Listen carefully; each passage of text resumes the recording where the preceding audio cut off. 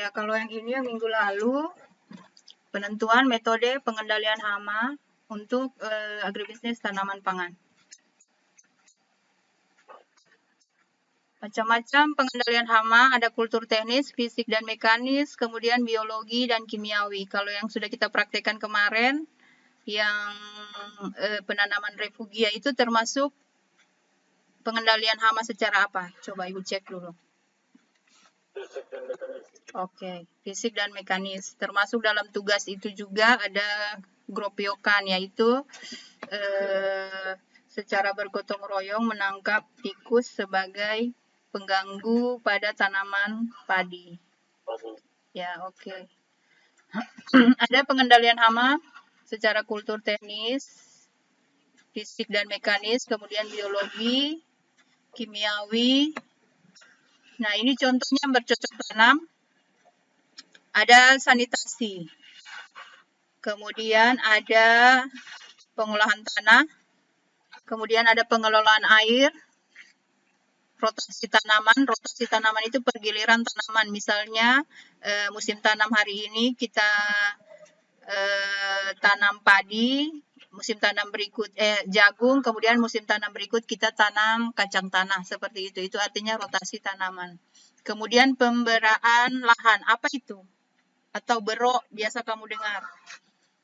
Pengistirahatan lahan, artinya tidak ditanami. Tidak ditanami dulu untuk beberapa waktu tertentu, untuk kemudian ditanam lagi.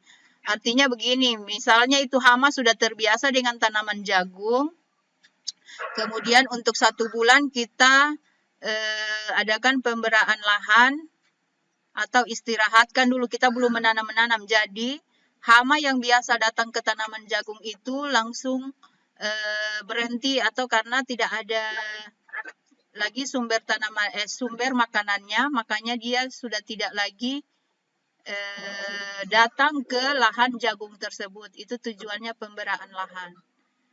Menghentikan datangnya hama untuk waktu tertentu. Kemudian penanaman serentak, lalu pengaturan jarak tanam, kemudian menghalangi peletakan telur.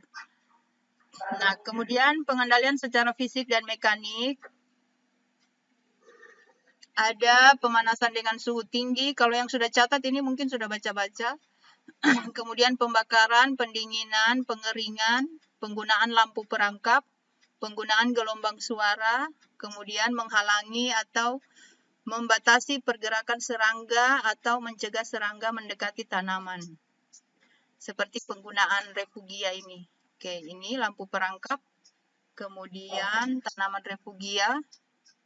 Ini ditanami di pinggiran sawah, tujuannya kalau ada hama yang datang itu tidak langsung ke tanaman padi, tetapi dia lebih tertarik ke warna-warna bunga refugia ini. Jadi dia lebih ke tanaman refugianya dibanding menyerang ke tanaman padinya.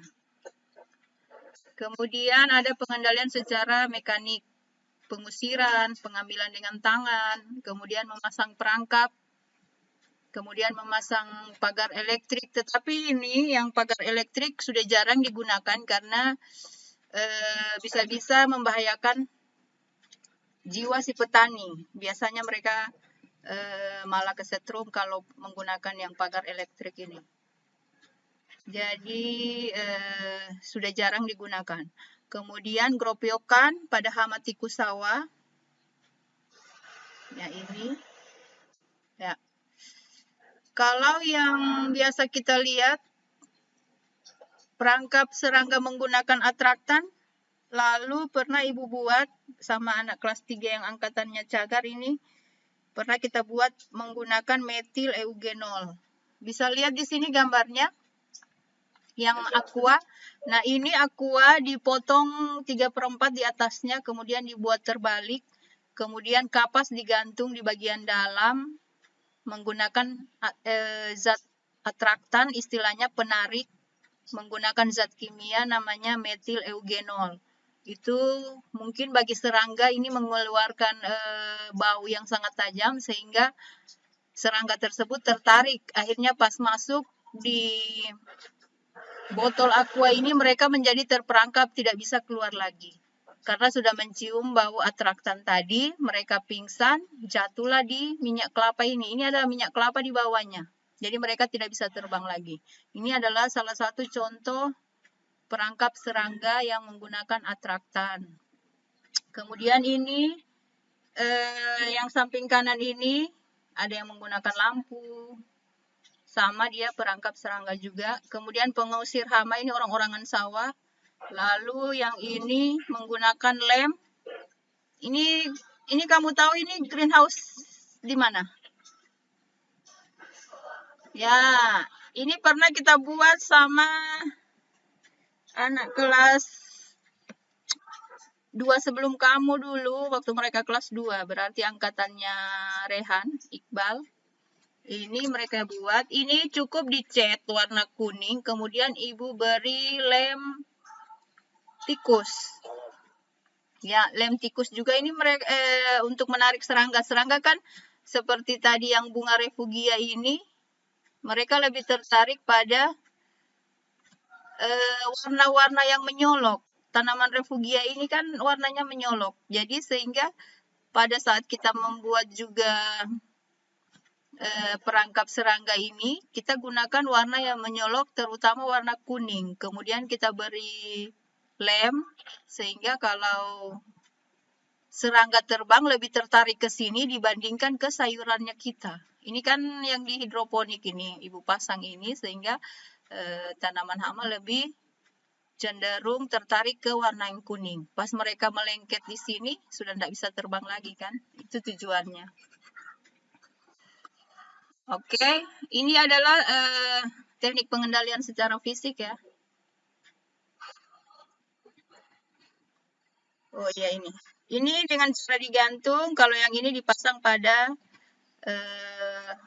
kayu. Kemudian pemasangan insect net juga, insect net itu jaring-jaring serangga.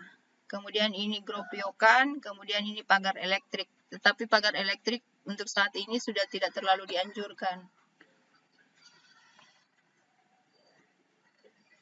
Nah, pengendalian secara hayati atau biologi adalah pengendalian hama yang dilakukan dengan memanfaatkan atau memanipulasi musuh-musuh alami untuk menurunkan populasi hama. Atau dengan kata lain, pengendalian hayati atau biologi adalah pengendalian dengan menggunakan makhluk hidup sebagai agen pengendali. Jadi pengendalian hayati ini kita mengendalikan hama dengan menggunakan makhluk hidup juga. Jadi hama dikendalikan dengan hama istilahnya. Cuman istilah kalau di hama itu musuh alami. Jadi musuh alami artinya serangga yang lebih besar dari si hama itu. Jadi istilahnya predator. Dia ada hama yang kecil dimakan oleh hama yang besar. Nah, hama yang besar itulah yang disebut dengan musuh alami. Paham ini? Ya, jadi musuh alami itu serangga yang memakan serangga lain, tapi serangga yang lebih kecil dari dirinya sendiri. Seperti itu. Itu namanya musuh alami. Jadi sebelum kita menggunakan pestisida yang kimiawi, kita gunakan dulu cara-cara yang sudah Ibu jelaskan tadi. Secara fisik, kimia, secara kultur teknis, kemudian yang biologi. Alternatif paling terakhir ya, kita menggunakan yang kimiawi. Coba siapa yang tahu kenapa kita harus menghindari penggunaan pestisida kimiawi? Ayo. Apa yang terkandung pada pestisida kimia? Ya, racun. Bayangkan itu tanaman kalau disemprot sama racun, tujuannya untuk hama, kira-kira kena atau tidak di bagian tanaman, apalagi yang ada buah? Kena, ya. Makanya kalau kita tujuannya ke hama, pasti kena juga itu. Entah tomatnya, entah buah cabenya, pokoknya semua kena. Jadi diusahakan penggunaan pestisida adalah langkah yang paling terakhir. Nah, saat ini petani lagi diperkenalkan dengan beberapa pestisida nabati yang sudah dalam bentuk obat atau sudah jadi pestisida sudah dalam bentuk botol-botol, itu mereka siap jual ke petani. Jadi itu bukan bahan kimia, tetapi yang seperti kamu kasih di tugas kemarin, ada yang dari tembakau dan lain sebagainya, ada daun mimba, itu mereka sudah racik, kemudian sudah diperjualbelikan.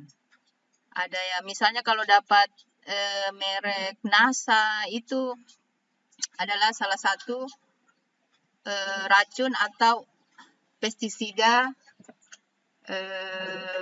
nabati. Oke, pengendalian hayati atau biologi terdiri dari yang pertama parasit atau parasitoid. Namanya saja parasit, jadi dia menumpang pada si hama tersebut. Kemudian dia bertelur menjadi larva, menghisap, menyedot si indukannya tersebut sampai mati. Itu secara teknisnya seperti itu. Oke, kita baca bersama. Parasitoid yaitu hama yang hidup pada hama lain. Contoh, parasitoid hama ganjur atau Platygaster oryza meletakkan telurnya di dalam telur hama ganjur. Pada saat telur hama ganjur menetas, telur parasitoid itu terbawa dalam larva hama. Jadi, kayak tadi itu, kalau predator dia kan hama yang besar menyerang hama yang kecil. Nah, ini sama-sama hama, tetapi dia menjadi parasit di hama yang lain. Dia letakkan telurnya di hama yang lain sampai dia menetas menjadi larva. Kemudian dia menggerogoti hama utamanya, dia gerogoti sampai si hama tersebut mati. Jadi itu adalah salah satu bentuk pengendalian biologi, yaitu secara parasit. Nah, kemudian Ibu baca kembali, telur parasit menetas menjadi larva. Kemudian larva hidup dan berkembang dengan mengisap cairan inangnya. Jadi dia hisap itu cairan si inang atau hama utamanya tersebut sehingga inang menjadi lemah, dan jika larva instar terakhir parasit keluar, akhirnya inangnya mati. Kemudian imago parasit akan muncul dari kokon. Oke, yang berikut. Ini gambarnya. Jadi si parasitoid lalat Trichogramma chilonis ini dia masuk ke dalam Helicoperva armigera. Hama inangnya yang ini. Kemudian dia meletakkan telurnya di dalam sampai menetas. Akhirnya yang ini dia sedot sampai habis. Si inangnya ini mati. Itu adalah salah satu bentuk pengendalian. Oke.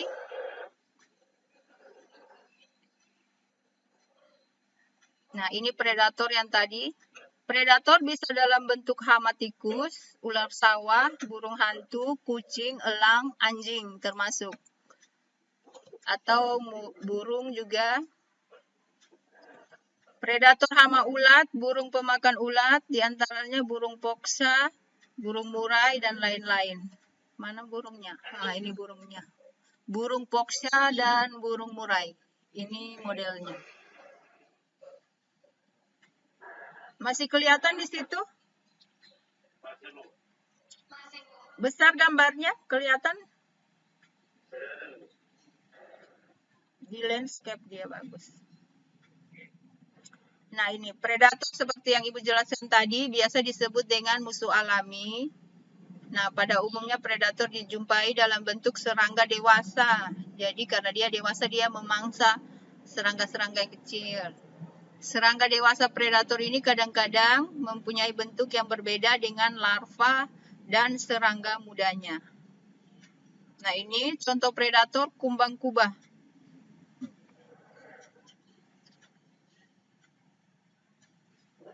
Ini ada kumbang tanah, kemudian ada kumbang elytra cekak.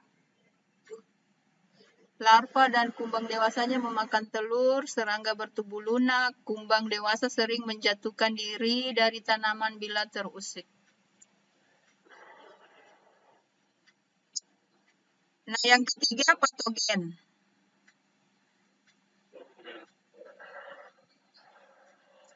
Cendawan merupakan patogen dari larva kumbang kelapa atau Oryctes rhinoceros. Kemudian bakteri pengendali ulat tanaman kedelai, ulat tanaman jagung. Jadi hama dikendalikan dengan patogen. Patogen itu ada cendawan, bakteri, dan virus.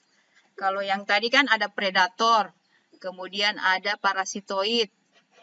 Nah, sekarang patogen. Jadi, patogen-patogen ini, yaitu jenis-jenis cendawan, bakteri, virus, itu bisa juga untuk mengendalikan hama. Nah, ini ada, kalau virus ada virus Baculovirus oryctes dapat menyerang kumbang kelapa. Kemudian yang bakteri, demikian juga dengan yang cendawan. Oke, kita lanjut. Untuk pengendalian kimiawi itu Ibu bahas tersendiri ya pada agritan sayuran. Karena pengendalian kimiawi ini agak panjang pembahasannya. Oke, Ibu lanjut di yang ini ada pertanyaan sebelum lanjut? Ini sudah ada tugas juga kan? Ya, maunya Ibu kita praktek ini yang kalau ada waktu. Tidak ini. Ini